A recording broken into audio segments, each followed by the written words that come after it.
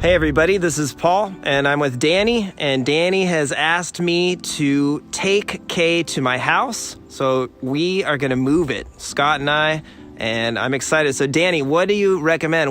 How should we move this plant? What do you think? Well, that's going to take a couple guys, first of all, and second of all, before you move it, it might be a really good idea to kind of wrap it, maybe with some bamboo, and then on top of that, a packing blanket. Okay, like a nice thick blanket? Correct. That's a good idea. You want to create almost like a catacomb around this plant. Right. Because you don't want to break off all the arms and all the new juvenile growth. And you know, the plant's been growing for well over 7-8 years now. Additionally, I don't recommend taking it out the field that way. I do recommend taking it out the field this way. So we should probably cut your fence. You're gonna have to cut this fence along up here, and once you've wrapped it, move the fence, bring your truck real close as you can, and then 3 or 4 guys hump it up on top of the truck. Hey everybody, this is Paul, and today we are moving Kay. So I think our plan of attack is I believe we can pull out this whole plant. There's actually 2 cuttings in here. So we'll pull out this whole plant, shouldn't need much support, and then we're gonna have to definitely prune these pieces out here, and thin it out. Now, the good news is it looks quite large, but it's not as large as you think because there's a sugar dragon over there on the left. So there's actually like 3 plants here and 2 are Kay, it looks like, and 2 of them are in one pot. But either way, we're gonna definitely have to remove some cuttings, and this is a pretty heavy plant. Ugh. So we have our work cut out for us. So let's get to work, Scott. Let's see what we can do. All right, so we can't pull it down the field, so we're gonna have to cut the fence here and take it out this way. So it's gonna be a lot easier. We did remove that first half, and it was actually connected to the mother plant, so it's gonna be actually a cutting. It had no roots, and the piece is huge. We'll show you that here in a minute. But it's a lot more work than we intended, but we're gonna get this thing done. So let me cut this fence and get to work.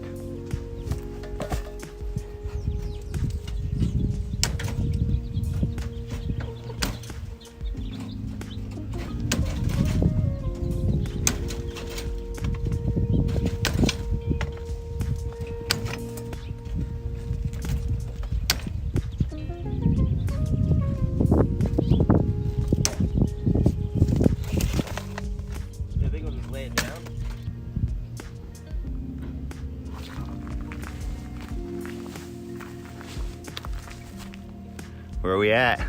Well, we got it almost out of the fence, so we've pruned back a lot, you can see, and we've had to take off some big pieces, but the part that was the biggest challenge was actually that there's a double dragon here. Check it out.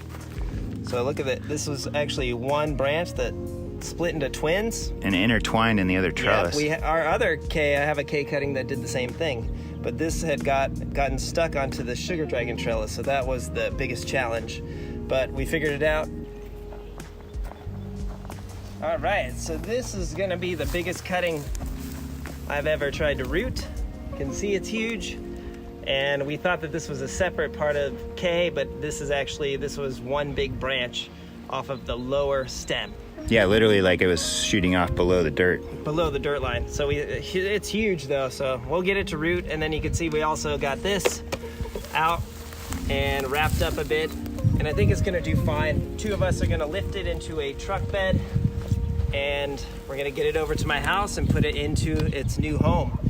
And I think I'll probably have to root this one in my greenhouse or something. But this one should be good to go. It's got enough roots that we were able to save. So it's gonna go right into a 25-gallon pot with a trellis. So I have it ready to go. Hopefully I won't fall.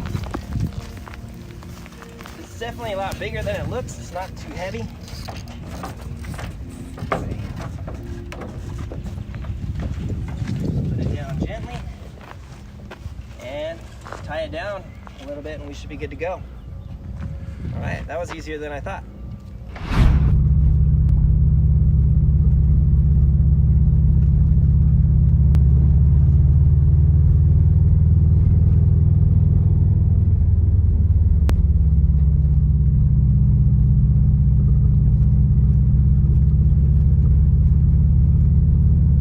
We have it it here. We got it transported safely, intact, and we're gonna put it into that pot. So let's do it, Scott.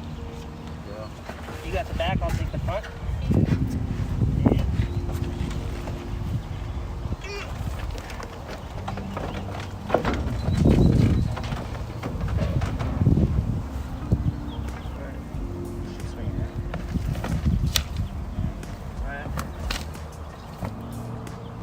All right, ready?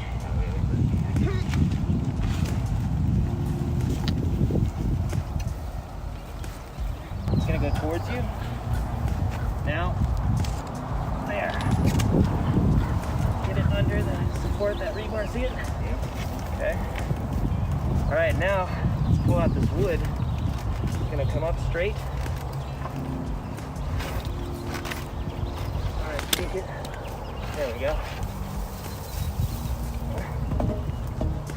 All right, so now we'll probably just support it, tie it up, and then I'm gonna have to cut out the wood.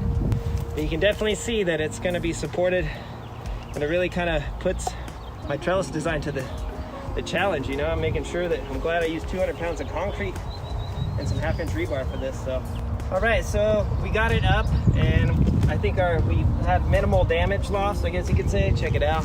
That's what we lost down there. So not too bad in the scheme of things. And I don't know if I'm gonna get my metal top up here ever. I think I'm gonna tie it up and train it a bit more and prune it back some more.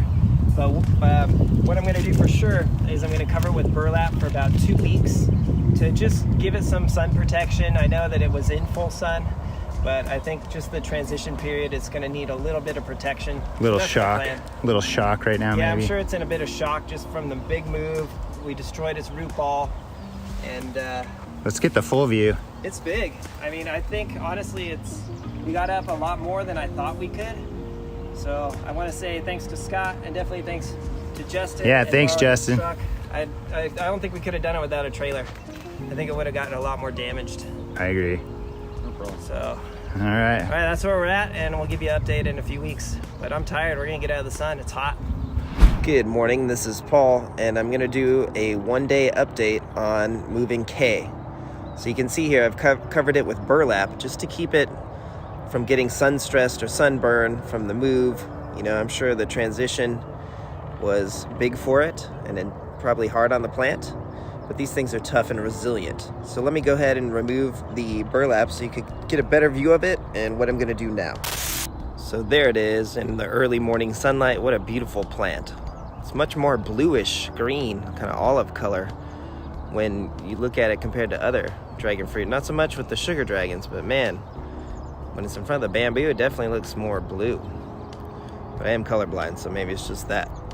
Anyways, a couple things I want to talk about today is, look, in the move, some branches broke, so you definitely want to just prune them back, preferably at a 45. There we go. Bit better, not perfect. But what you want to do, or what I'm going to do, is I'm going to put hydrogen peroxide on all of these wounds. So right here, you can see that in the move it's split here, which I definitely think that it's still going to grow. It's fine, it's just a mild split, and it will heal itself and continue to grow. But I also had to tip a few branches because they were touching the ground, and then there's some wounds here. So I'm just gonna go through the whole plant, and anywhere where I saw some damage, I'm gonna go ahead and put hydrogen peroxide. So I like to use the Target 3%er. That stuff works pretty well for me. You can see here. And then what I like to use are Q-tips. So I'll show you how I do that now, and let's clean up this plant to make sure we can hopefully keep any infection off of it. So here it is, just a nice amount of hydrogen peroxide. And even on a branch like this, you probably could just get away with this. You don't want to get it into the soil, so that would work as well. But again, you do want to get your hydrogen peroxide into your soil if possible. Where's that big crack? Oh, here it is. Let's go ahead and take care of this one. Now this is a different Q-tip. But hydrogen peroxide will clean out the wound, and in my experience, it will promote the plant, to heal quicker and callus over, which is a great thing. So here's another example of something you really want to care for. A big wound like that, you don't want it to rot. So I'm gonna just continue to go through this plant and make sure I heal up any wounds that I could find. You can see one down there. And I think that's gonna be really helpful in the long run and keep this plant really healthy. Now in addition, let me go show you what I did with that other really big cutting that was on the other side of this plant. I'll show you how I'm gonna root that. So here are a few more pieces that I'm rooting. Now luckily it's warm enough this time of year for me to root them in pots. And then I have this really huge branch. What I'm actually gonna do, as you can see there, I use just a little bit of coconut coir, and it's sitting on some bark. And I know we're not gonna get any rain for a while, so hopefully it will root this way. I'm gonna put some rooting powder onto that coconut coir, and that should work not a problem. The key is you don't want a really big cutting like this to start rotting at the base, especially with all that weight on it. So a lot of the plant is being supported by this big bamboo stick.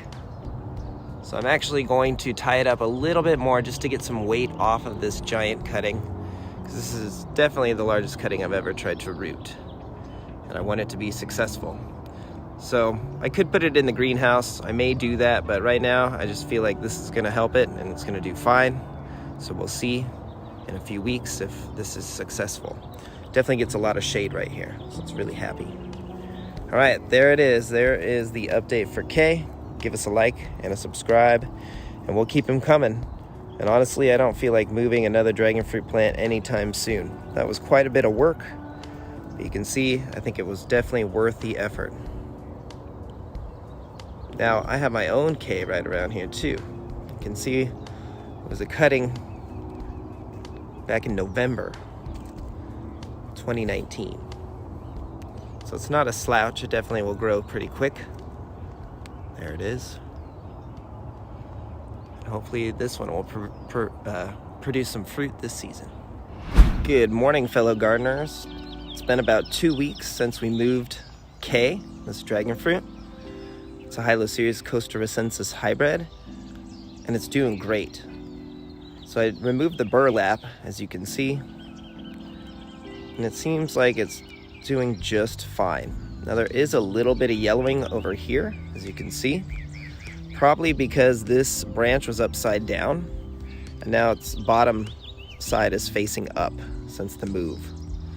But I'm just gonna leave it alone. I'm sure it's gonna heal itself up and do fine. This is a very tough dragon fruit variety in my experience so far. So you can see I've tied up everything. I've cleaned up everything with rubbing alcohol, actually hydrogen peroxide, sorry. And I've cleaned it up with hydrogen peroxide, like here you can see. It's really healing nicely. So I expect to see some new growth here soon, or at least I hope to see some new growth here. But this variety is kind of a slower to wake up. And in my experience, Hylocereus costarricensis tends to be slower to wake up in our climate in Southern California, but they will grow longer into the season. So they're sort of late to wake up, but they'll continue to grow until late into the season, into the fall. So you can see it's gone into the bamboo already since we moved it. I'm just gonna leave it like that. I've tipped some branches, but not too many. And I just wanna let this plant be. I want it to thrive. And you can see, I need to actually cut that zip tie. But you can see I haven't watered it at all in about 2 weeks. So I'm gonna water it tomorrow, because hopefully that big giant branch that we cut off, it's somewhere under the soil, and I didn't want it to rot. So you can see I have all the soil. It's just nice, slightly moist down there if you look, a little bit. But I'm gonna give it a good deep watering this weekend, so probably in 2 more days. So let's go check out that big giant branch and see how that's doing. Did it get some damage? Is it rotting, or is it okay? So here it is.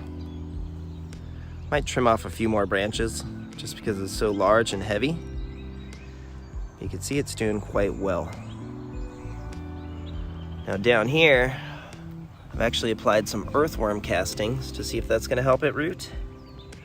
And I've watered it once, so I just water it really lightly on the flesh. And I'm hoping it's gonna shoot some roots onto this coconut coir here and the earthworm castings. And then I'll just dig it out with a shovel and move it onto the trellis. So that's my plan. I was gonna put it into the greenhouse, but it seems like it's doing really well here. We don't expect any rain, otherwise I'd definitely move it because I don't want this to sit on saturated soil. So that's the plan with this really large cutting here. So I have Hana in my back. Get off my back, Hana.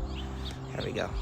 You can just see it's really big, really healthy, and I expect that this thing is going to root. All right, let's look at Hana real quick. This thing was on my back. Come on, Hana. But definitely this is a vigorous growing variety as well. So hopefully you have Hana. Good morning, fellow gardeners. This is Paul, and we have an extended heat wave this week coming up in Southern California. So you can see what I like to do for some of my varieties that are just getting used to their new environment. So this is K here, and I like to use burlap. It's about the same as 30% shade cloth, but why I use burlap is it's material I use to build my trellises anyways. And so you can see why. It's gotten a little bit of damage, probably because this branch was facing the other way until we moved it 3 months ago to this permanent home. You can see it's got a little bit of yellowing here, but this plant's fine. And you can see it's actually got some flower buds producing here. 1, 2, and several more. Here's one down here. So it's great to see how this plant is doing, but again, just want to give it a little bit of protection. So I'm actually going to cover this whole thing for the week, just until its roots get better developed, and then I'll just leave it alone. Like all the other varieties, I'm just going to leave them alone. And you can see here I have a few more under burlap. This is the black dragon, or one of them I should say. And you can see I just have it like that for the afternoon shade because it was just getting a little bit yellow. And this is a very sun tolerant variety, but I just thought I'm gonna protect it until its roots get better developed. And then there's one more that I'm gonna protect, and the others should do just fine. And that is Paul Thompson's 4S. So it was a little bit yellow 2 weeks ago. You can see I've had this burlap here just protecting it from the afternoon shade, that's it, or the sun, excuse me. So protecting it from the afternoon sunlight has just been really helpful. It's got its color back. This plant's gonna do just fine. So there you go, that's what I like to do. I like to use burlap just when I have to. It's a nice organic material. You can also spray it with things, but this is what I do. All right, good morning, fellow gardeners. This is Paul, and let's do a 3-month update on the plant K. Now, if you remember, this was moved, or we moved this from our friend Danny's house. It was the biggest, oldest plant we've ever moved. And I've been keeping this burlap on it for the past 3 months on half of the plant, just to kind of get it acclimatized to this new environment and have it adapt and thrive here this season. So it's definitely, the roots are taking off, and you can see it has some flower buds.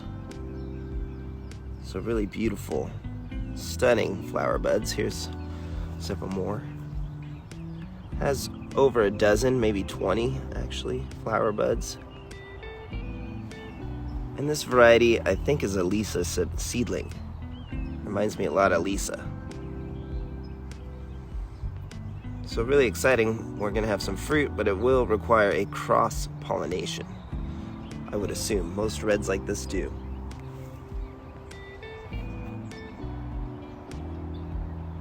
So it's really great to see this plant respond with prolific amount of flower buds and some new growth here too. Here's the new growth.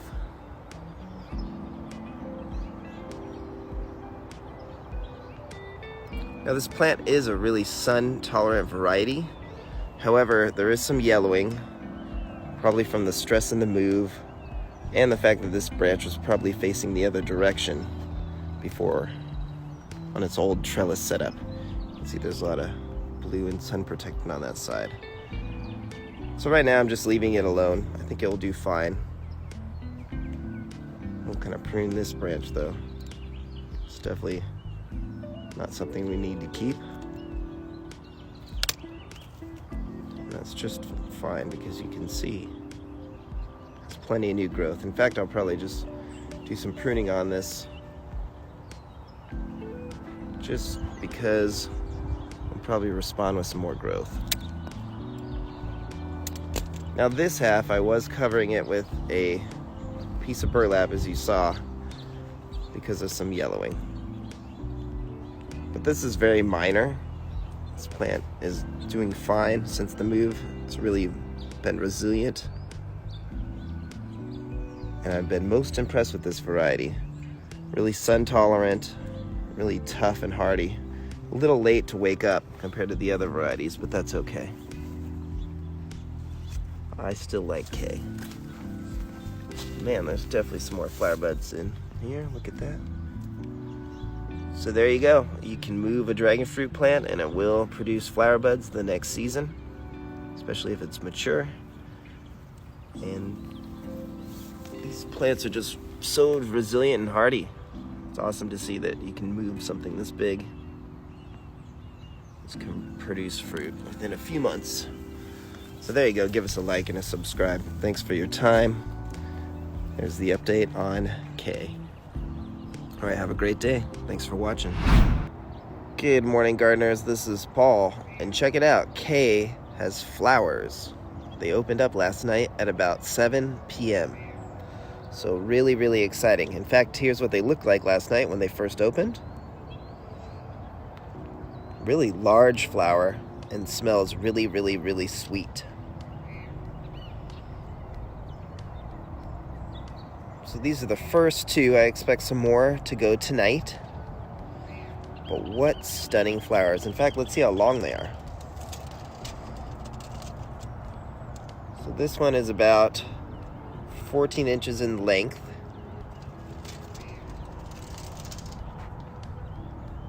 And about 16 inches in width, I'd say. From petal to petal. Or bract to bract, I should say. So wow, what a large flower. Now, I did not try to do a self-fertility test right now. I will do that later this summer. And I did cross-pollinate this one with this red Jaina flower that we have also. So I got really lucky because both opened up on the same night.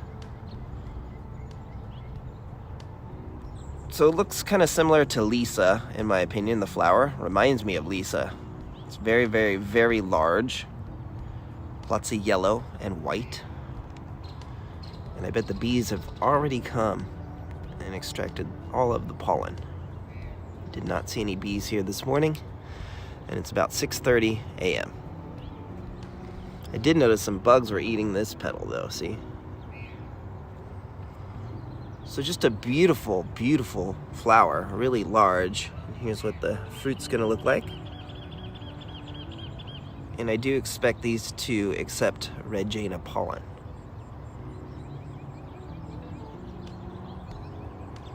So wow, what a stunning variety, what a stunning flower.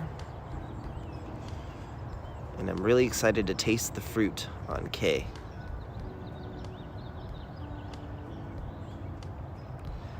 So there you go, give us a like and a subscribe. Thanks for your time and support. Thanks for watching. And hopefully you'll get one of these yourself someday. So you can see just how huge these flower blossoms are. Look at that. This one will probably open tonight. It's a beautiful morning, fellow gardeners, and check this out. K has been blooming for the last 3 nights. And last night I had around a dozen flower buds open up. Now K comes from Elk Creek dragon fruit, and it's a Hyloceus costarricensis hybrid. Most likely a Lisa or a Sabra seedling. So it's most likely self-sterile, like most red flesh varieties are, but I have not tested for self-fertility yet. But I did cross-pollinate these with some refrigerated and frozen pollen. I mixed them up last night, just to be sure that these will set fruit. Oh wow, what beautiful blooms, look at those.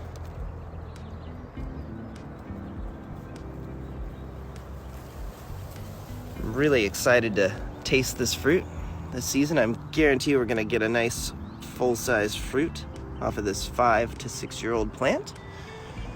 Now, if you do remember, we did move this plant just a few months ago, and it's really doing well.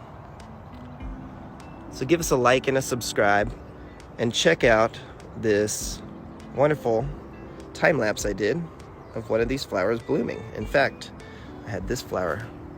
It was this one last night. So check it out, enjoy, and thanks for your time, your support, and have a wonderful day. Take care.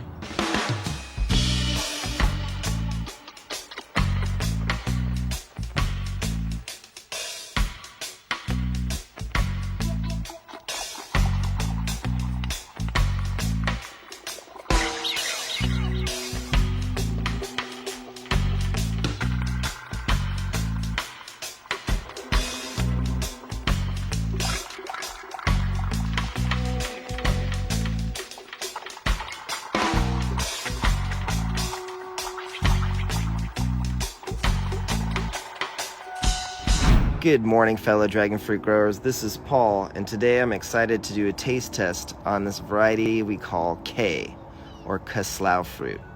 Now, if you remember, we moved this entire plant earlier this spring, and now it's at my house. And then you remember that it had an epic bloom that we showed a little over a month ago. And those blooms became this beautiful fruit. Now this thing's definitely over a pound. Let's see how heavy it is. Not in milliliters, obviously. And it is over 1 1/4 pounds. So 1 1/4 pounds, or 571 grams, which is a great sized dragon fruit.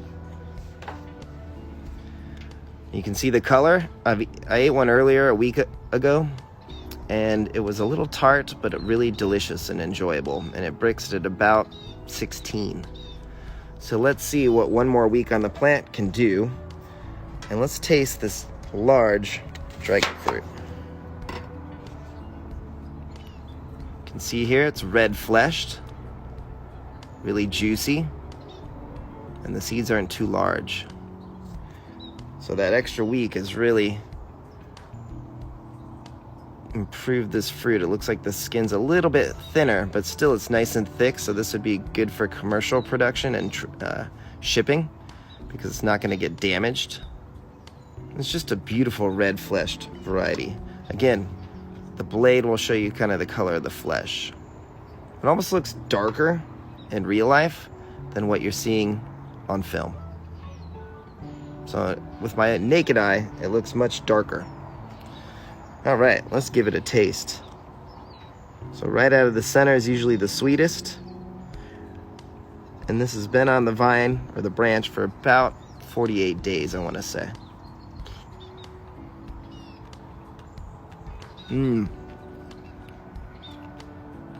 It's sweetened up a lot in the past week, but it still tastes like crushed raspberries. That's what I would describe the flavor profile of this fruit so far. Let's give it a Brix. Let's see if it's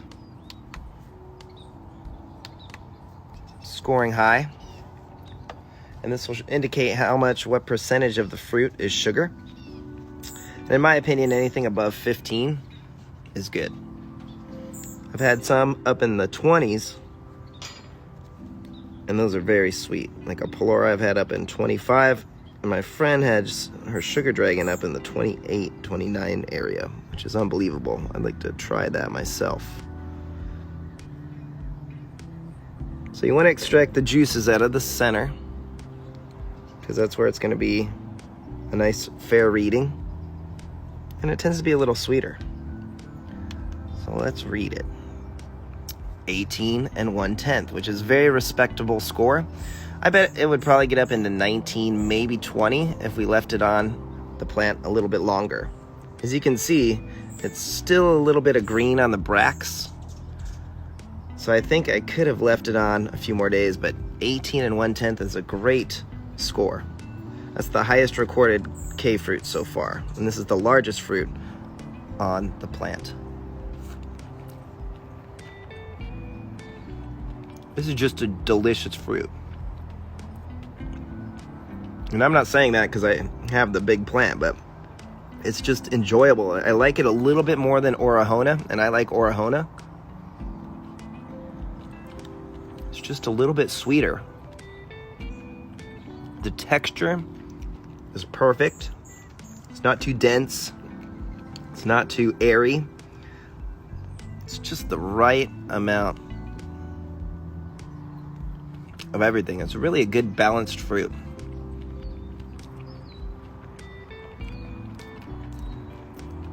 A week ago it was more tart, and it's just really mild. I'd call it like a kiwi, melon, raspberry flavor, if that makes sense. It's kind of a mixture. Maybe a little bit of blackberries. Zero earthiness on this. So wow, what a delicious fruit. I'm glad I have this plant. All right, give us a like and a subscribe. Thanks for your time. Have a wonderful day. Thanks for watching. Thanks for the support. And take care. And hopefully you can try a red-fleshed variety. Something similar to this, Lisa, Sabra, Orahona. But this is K. And it's definitely unique, definitely different, definitely delicious. All right, take care.